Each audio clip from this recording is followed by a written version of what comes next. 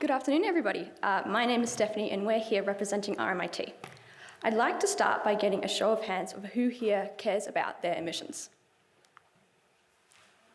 Now, keep your hands up if you've ever actually submitted a self-emissions report.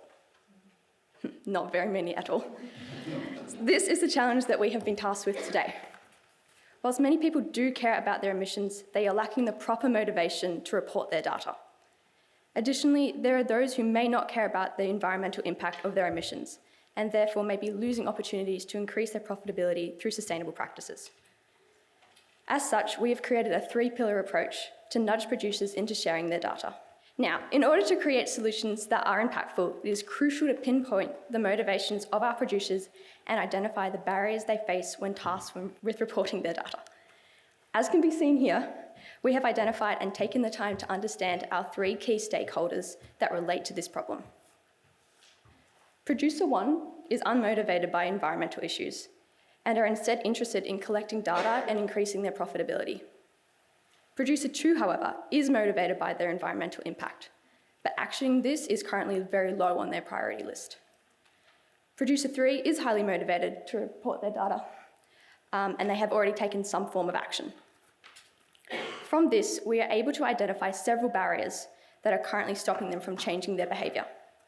For example, Producer 1 is unclear of the benefits of reporting their data and how it can be used to improve their business. Therefore, identifying the costs and benefits of reporting is important to motivate them. For Producer 3, he finds the process too time-consuming and loses momentum when they reach a hurdle in the reporting. Therefore, making the process easier is their main motivator. Finally, Producer 2 is in the middle here and needs both costs and benefits and ease of use to be effectively motivated. I will now hand over to Pieter to introduce our first outcome that addresses these insights. Okay. Thank you. So here's our first nudge proposition. This is an awareness campaign where personalized email templates are sent to these growers. In this example, it's an email. We use personalizations by integrating their business name. We have a catchy title followed by an emotional trigger. We use artificial intelligence to create a vineyard disaster art piece. This is low cost, completely customizable, and has pretty great results. So this is then followed up with an action primer, more details, and then the call to action. The text reads, "Sustainability is cheaper." Emotional trigger, "Doing nothing will cost everything." These text fields consist of terms relating to financial security in order to relate to concerns of producers 1 and 2, because costs are important to business owners. But all elements are in the context of environmental sustainability.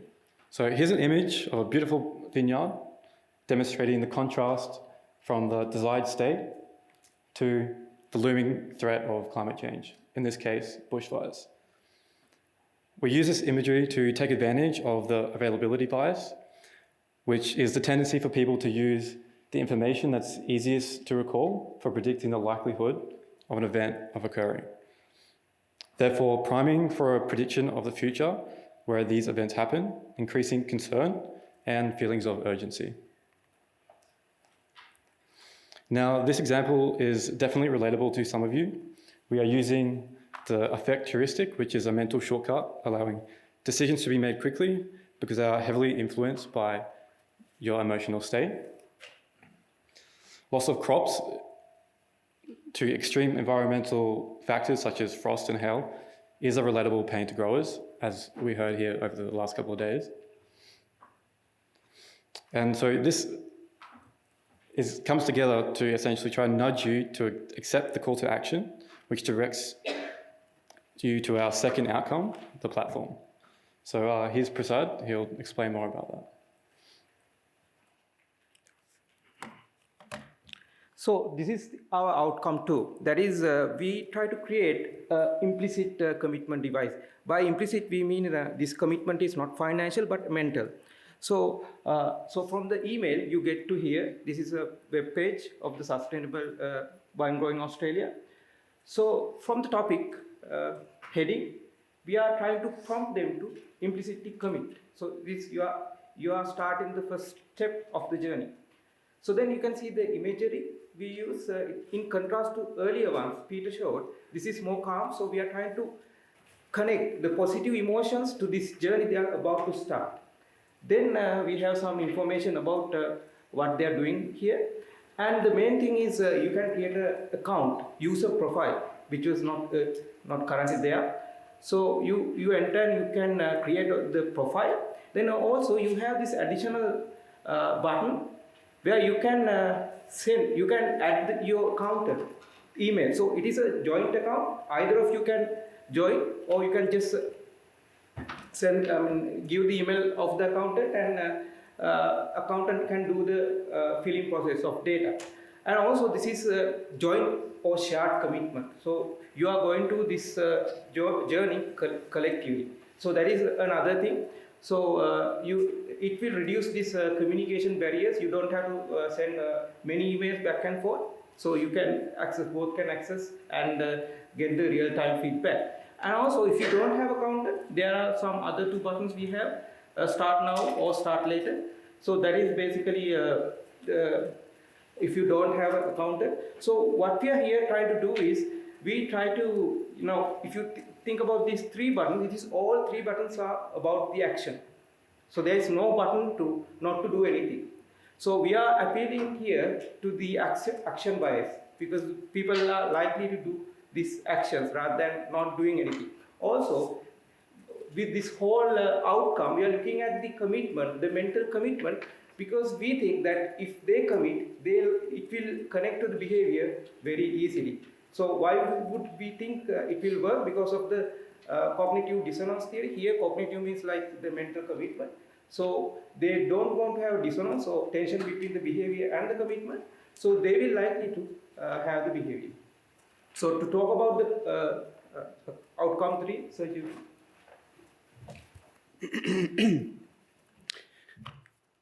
So if you click and start now, you will land in this. That is our third and final pillar. So basically, research has shown that usually the last mile is very problematic. People usually overlook the last steps, and this is quite problematic because if you don't follow through, you're basically wasting all your initial effort.